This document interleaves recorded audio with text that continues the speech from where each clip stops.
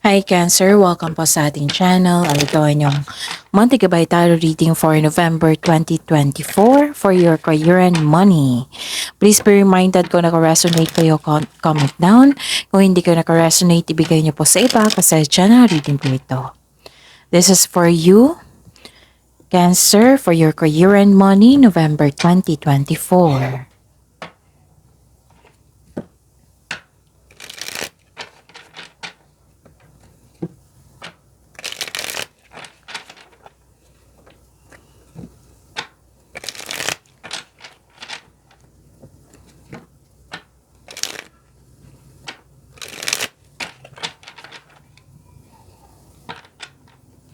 Para po ito sa inyong career and money, Cancer, November 2024. Maraming salamat po sa patuloy na tiwala suporta sa ating channel at maraming salamat din po sa mga hindi nag-skip ng ads. Gamitin ang reading na ito bilang gabay lamang sa mga hindi pa nag-subscribe. Subscribe na po kayo at click bell notification para malaman nyo na may bago tayong video.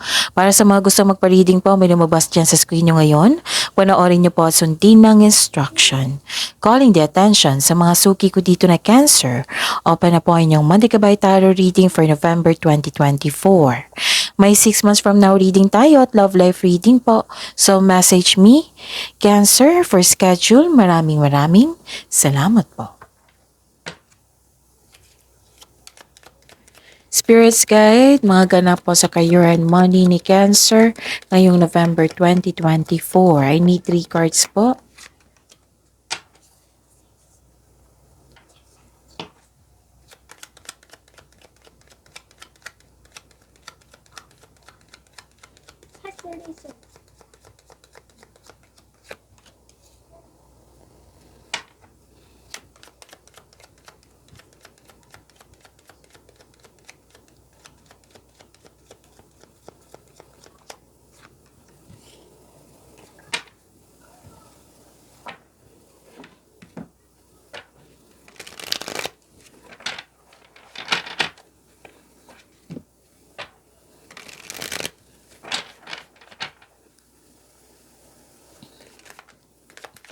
Spirits Guide, mga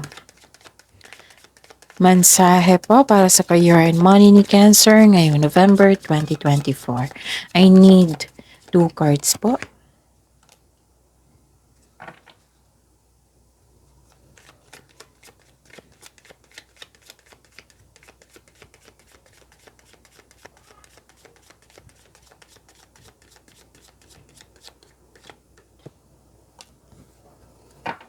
Okay, Cancer. Ngayong November 2024, sa career and money niyo po.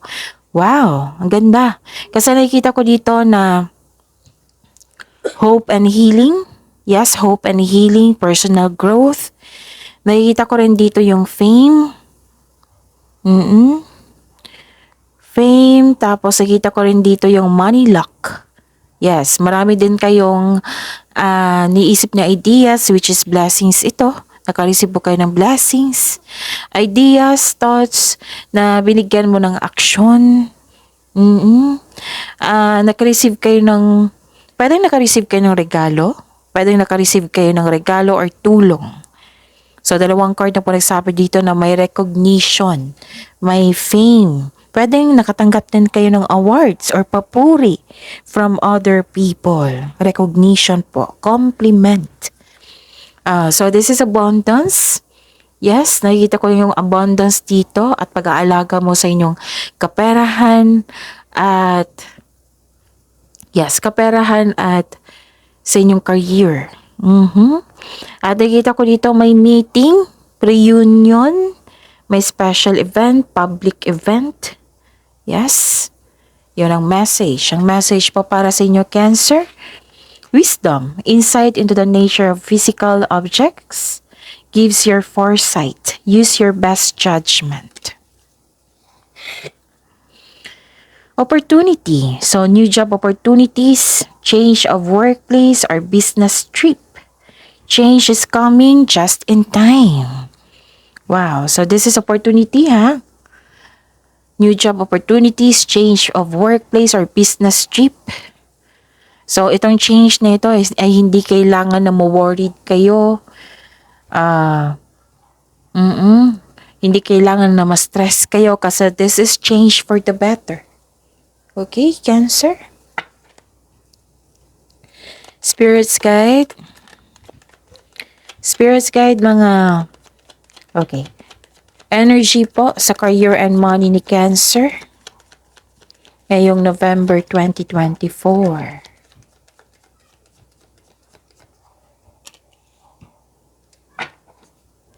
And the clarification of this card po.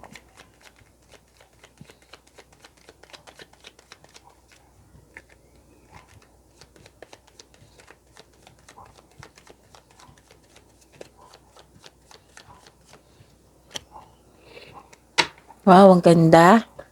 So remember Cancer, at the end of the day, alam mo na ikaw lang taong may kakayahan at responsable na gumawa ng sarili mong katotohanan at kinabukasan. So, yun. Andito rin, yung sabi ko kanina sa oracle nyo na may hope and healing, andito rin. So, andito rin sa tarot cards nyo. Kaya ang ganda. So, ano pa? Nakikita ko rin dito na, yes, yung sabi ko kanina na hope and healing and money luck. Diba? So, ang ganda. Ang ganda ng cards nyo ngayon, ha, Cancer. So, the star brings money luck. Again, this is money luck. This card may also indicate na you are healing from money or job loss. So, okay na ngayon. Okay? Para sa mga negosyante, you may be guided to begin a new business or you have a hidden talent. Oo, na you can put to good use, na may magagamit ka sa inyong hidden talent. Itong hidden talent mo, magagamit mo para magkaroon ka ng karagdagang income. So, yun ha. This is money luck. This is hope and healing. And this is also fame. Yung sabi ko kanina na may fame. Pwedeng awards and fame ito. You're healing from the past and feeling hopeful for the future. May pag-asa kang madama, maging positibo at gumawa ng paraan. So this card offers hope and guidance. Kung nahihirapan ka ngayon, have faith that your luck is about to change for the better. Yung sabi ko sa inyo na may change for the better dito. Okay? So, kung napahinaan kayo ng loob, may parating pa sa inyo na change for the better. Itong new job opportunities, change of workplace or business trip. Okay? So, at least na hindi kayo dapat mag-worried sa pagbabago na ito. Kung ang ilan sa inyo nahihirapan sa pagbabago, huwag kayong mag-alala kasi this is change for the better, okay? And some of you, okay, ang sabi po ng card dito na, so the advice is be inspired, dreams do come true. Sabi po ng card nyo dito, all your dreams are coming true. Huwag kayong mag-alala. So ang card na ito ay tatlong card na po nagsabi dito na may opportunities na dumating sa inyo. Hindi lang isa, marami. Oo. So, this is faith, this is hope and healing. So, butit nakita ko. Di ba may sabi ko sa inyo kanina dito sa oracle nyo na may unexpected help? Maaring may bigay ng tulong sa inyo. Andito rin, unexpected help. Ang ganda. Sabi ko naman sa inyo ang ganda ng cards nyo ngayon. So, you are healing now. At, nakikita ko rin dito na this is awakening, this is pagtanggap. Kaya nga may hope and healing kasi natanggap mo na ang mga nangyari sa nakaraan. Nagkaroon ng self-assessment, atonement. Actually, this is transformation. Pagbabago pa rin to. This is ending with new beginning. Yung pagtatapos ng isang mapait na sinapit. May pagbabago na po. And magkakaroon kayo ng power dito. Magiging malakas yung confidence nyo. So, ang sabi ng card dito, ang advice ng card niya po dito na don't allow past mistakes or decisions na to define you. Hindi ibig sabihin nagkamali kayo noon, magkakamali kayo ngayon. Okay? Kasi kukunin mo yung learnings mo sa past journey nyo eh. Magagamit mo yan sa, parang may iwasan nyo ngayon. Okay? Mag-focus po daw kayo sa pag-release sa nakaraan, itong old emotions na ito. Mag-focus po daw kayo dyan, tapos mag-move forward kayo into a new and more successful period. Kaya nga, ang sabi ng mga cards nyo dito from here to here is, itong pagbabago na ito, basta bibigyan nyo po ng concentration, pag-release sa old emotion, bibigyan nyo ng focus, magkakaroon talaga ng change for the better niyan. Magiging okay din ang lahat. So, i-acknowledge mo yung success na parating sa inyo. Sabi ng card nyo po dito, acknowledge for your success is coming. Wow. So, parating na po, may financial growth din na nakikita ko dito na maggaganap. Actually, may magsasorry sa inyo, Cancer. Okay? So, yun. Ito yung pag-surrender sa mga nangyari sa nakaraan, pagtanggap, pag-release sa old emotion, pagkakaroon ng forgiveness. Forgiveness sa isang sitwasyon, pwedeng sa isang tao, at higit sa lahat, pagbigay ng forgiveness sa inyong, pag-forgive sa inyong sarili. At after nyan, magkakaroon yan ng healing. Okay? Yon. So, ang ganda. Spirits guide, possible blessings po ni Aquarius, ni Cancer. Oh, good. Baka may iniisip kayong Aquarius. Okay. Spirits guide, possible blessings po ni Cancer sa career and money nila ngayong November 2024.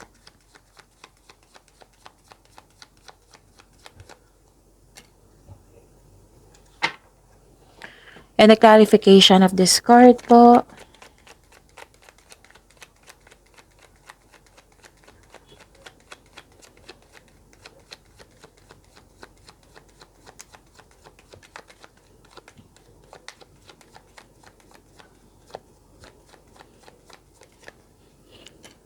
Okay. And nakita ko pala dito, Cancer, judgment and judgment. Makaka-receive kayo ng wisdom after this awakening realization. After this awakening acceptance, malalaman mo yung purpose. Okay? Okay. So, ano yung possible blessings na marireceive nyo ngayong November 2024 sa inyong career and money, Cancer?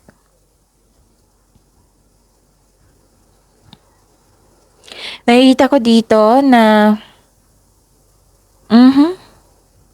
wow, this is long-term abundance. Ito yung sabi ko sa inyo kanina na makatanggap kayo ng abundance.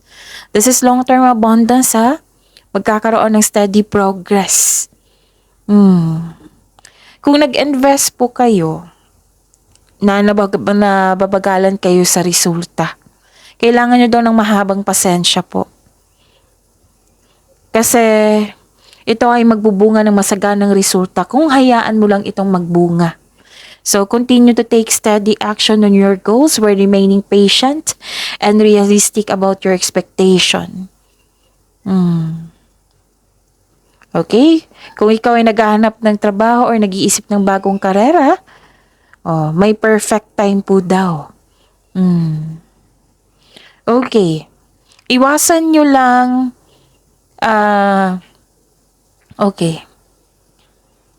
iwasan nyo lang mainip. Kasi parang may hinihintay kayo eh. Iwasan nyo po daw. Kasi kung mainip kayo, kasi nakikita ko dito na nainip kayo, pwedeng sa nagkaroon ng delay sa hinihintayin nyo. Pero delay naman ito eh. Hindi naman yan cancel. Darating din iyan. Matutuloy po iyan. So, i-attract mo itong delay na ito. Kung nagkaroon ng delay, hindi ibig sabihin na pinapahirapan kayo. May dahilan po iyan. Like for example, may pinapa-realize sa iyo ang universe bago dumating yung delay na iyon para magamit mo sa tama.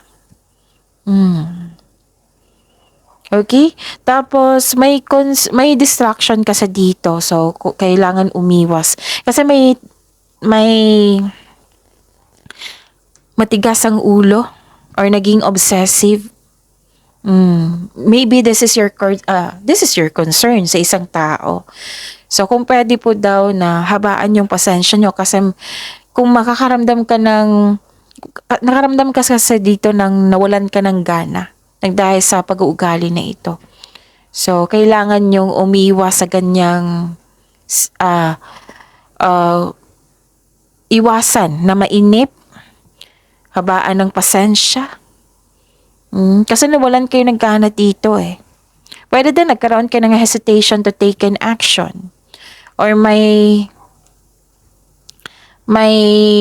disbalance dyan sa inyong trabaho, sa connection mo sa isang tao. So that is a distraction, that is a challenge na kailangan nyo ma-overcome.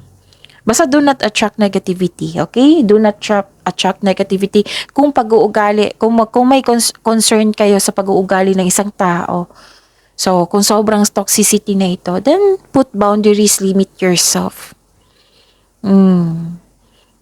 Kasi kung magkakaroon ka ng sama ng loob sa kanya, magkakaroon niya ng blockages. So alam niyo naman kung magkakaroon ng blockages, hindi makakapasok yung blessings para sa inyo. Kasi blessings is from the universe. That is a positive energy. Ma-attract mo yan kung nagkakaroon tayo ng magandang flow sa ating energy. Positive energy po. Kaya nga may sinasabi ako sa inyo parate na attract positivity. Kahit may panghinaan kayo ng loob. So, move forward. Yung magkaroon ng positive affirmation. Makakatulong yan sa inyo. So yan ha, mag-focus kayo sa blessings na binigay sa inyo. Pagyamanin nyo yan. Huwag kayong magpa-distract sa mga distraction. Oo, kung hindi kailangan umiwas, then give a solution.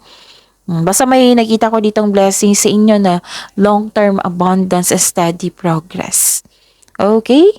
Ano pa? Nakita ko rin dito na may concern talaga kayo na nagpa-apekto kayo sa isang tao na may concern kayo sa isang tao na immature. Or nagkaroon kayo ng frustration kasi feeling mo walang progress yung project mo. Gusto mo mag-shortcut para matapos na. If you want to see the results, build concrete plan without rushing. Okay? Yun. Actually, may parating talaga sa inyo na good news. Magkakaroon lang siya ng delay. Pero delay ito, hindi ibig sabihin cancel yan. Matutuloy yan. Basta pagsikapan nyo na hindi kayo magpapa-apekto sa mga hindi kayo magpa-apekto sa mga distraction. So, more on positivity tayo. Positive affirmation, kailangan talaga yan. I am loved, I am healthy, I am blessed. Yan yung i-attract nyo. So, yun.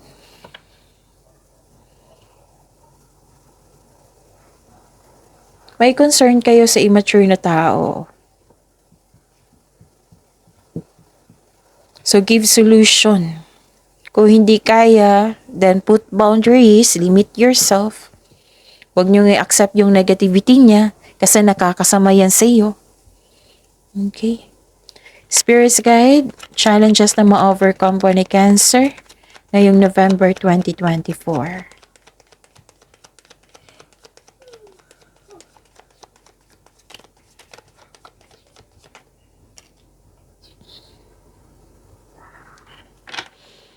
And the clarification of this card po.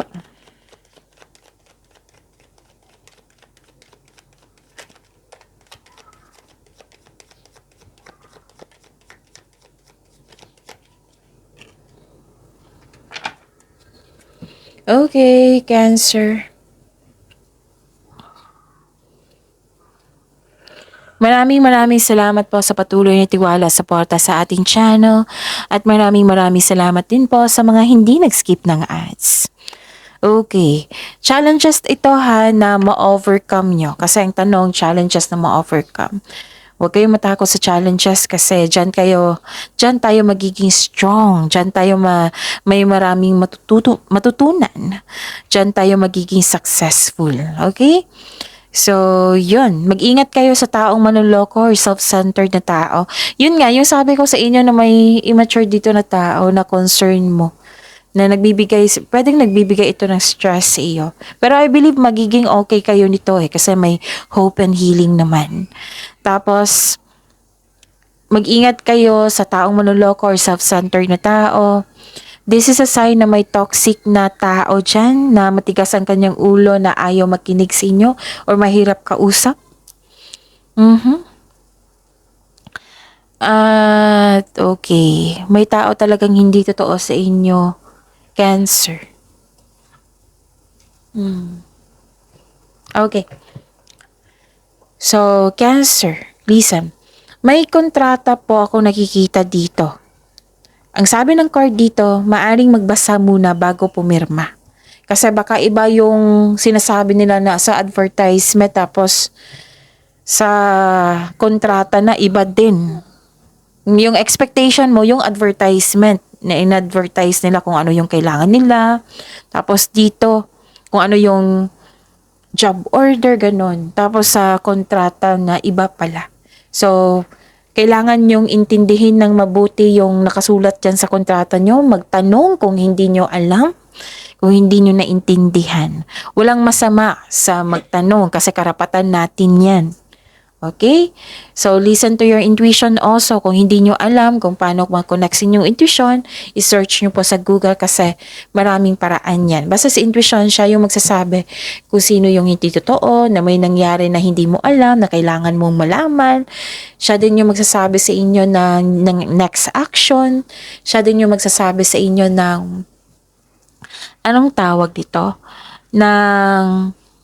Siya magtuturo sa right path patungo sa success. Okay?